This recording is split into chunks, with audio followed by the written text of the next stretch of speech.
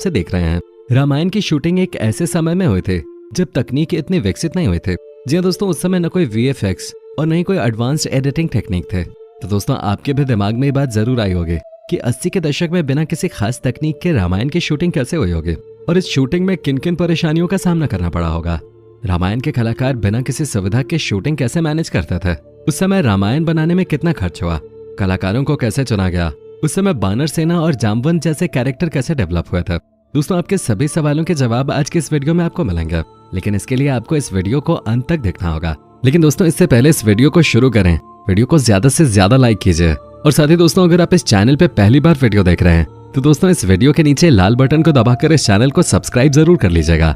दोस्तों आज से 33 साल पहले जिस रामायण को रामानंद सागर ने बनाया था उसका जादू आज भी बरकरार है। रामायण को फिल्माने के लिए एक ऐसी जगह की जरूरत थी जहां वन, नदी, खाली मैदान, पहाड़ और समुद्र तट एक साथ हों ताकि अलग अलग दृश्यों को फिल्माने के लिए ज्यादा दिक्कत ना हो।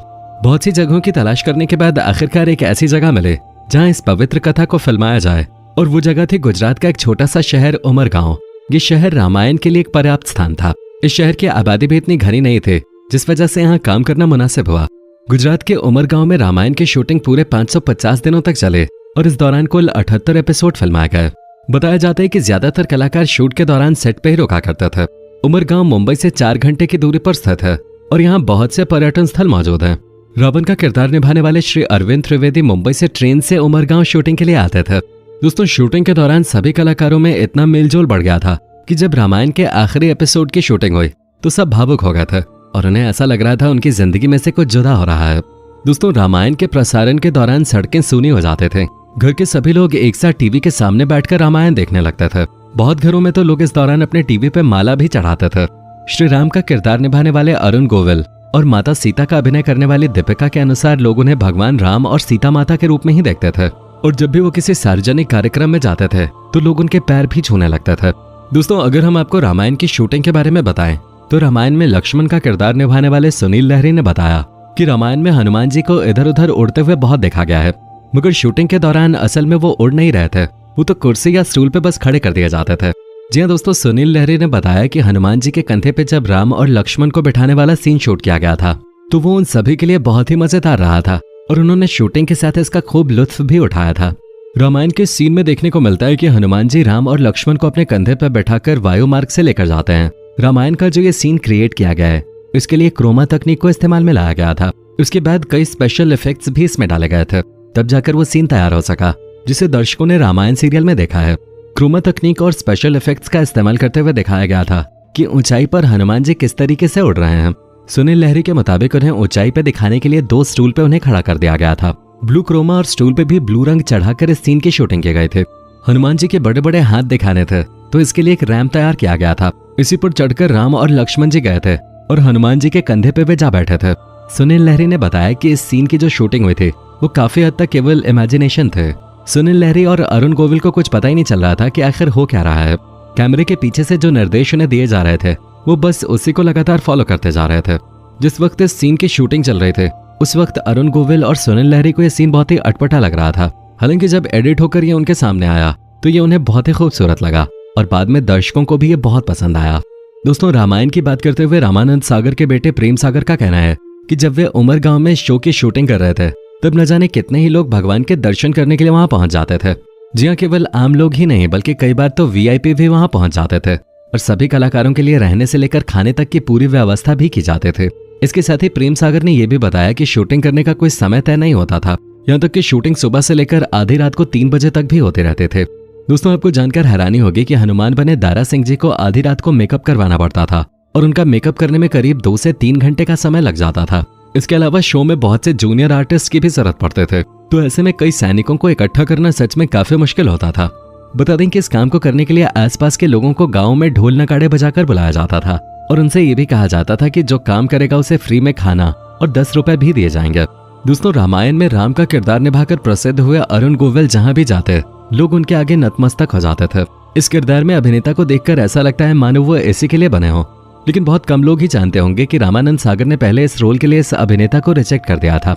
इस बारे में अभिनेता अरुण गोविल ने एक शो में खुलासा किया। इस दौरान उन्होंने रामायण में अपनी कास्टिंग के बारे में यह दिलचस्प किस्सा सुनाया था। उन्होंने बताया कि जब उन्हें पता चला कि रामानंद सागर रामायण बना रहे हैं तो वो उनके पास रोल मांगने पहुंच गए थे। रामानंद सागर के पास जाकर अरुण गोविल ने उनसे कहा कि वो राम का किरदार निभाना चाहते हैं।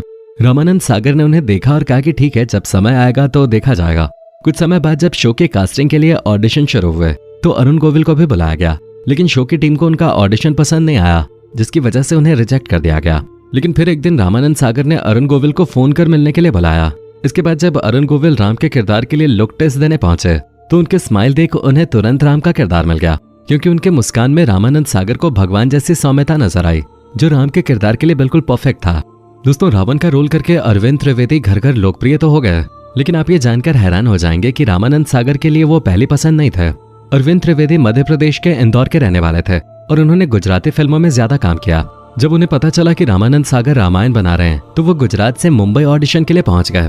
उन्होंने तो केवट के रोल के लिए ऑडिशन दिया था। रावण के किरदार के लिए सभी चाहते थे कि अमरीश पुरी को लिया जाए। अरविंद त्रिवेदी ने केवट के किरदार के लिए ऑडिशन दिया। जब वो बाहर निकलने लगे तो बॉडी लैंग्वेज और एटीट्यूड देखकर रामानंद सागर ने उन्हें रावण का रोल दिया। रावण के रोल में ढलने के लिए उन्हें कड़ी मेहनत करनी पड़ते थे। शूटिंग से 5 घंटे पहले वो तैयार होना शुरू कर देते थे। उनकी ज्वेलरी से लेकर कपड़ों का वजन ही कई किलो का होता था। उनका मुकुट 10 किलो का हुआ करता था। अरविंद खुद भी राम भक्त और शिव भक्त थे। जब वो शूटिंग पर जाते थे तो पूरा दिन व्रत रखते थे। शूटिंग खत्म करने के बाद वो रात में अपना व्रत तोड़ते थे। उन्हें इस बात का बहुत अफसोस होता था कि स्क्रिप्ट की वजह से उन्हें भगवान राम के लिए कड़वे शब्दों का प्रयोग करना पड़ता था। दोस्तों, सीता के रोल के लिए दीपिका चिखलिया का सिलेक्शन कैसे हुआ था, इस बारे में उन्होंने खुद बताया कि उन दिनों विक्रम बेताल की शूटिंग सागर जी के घर पे ही होते थे। दीपिका को महारानी का रोल दिया गया था। वो पूरे दिन महारानी के ही गेटअप में घूमते रहते थे। एक दिन दीपिका ने देखा कि सागर जी के घर पे बहुत सारे बच्चे आए हुए हैं।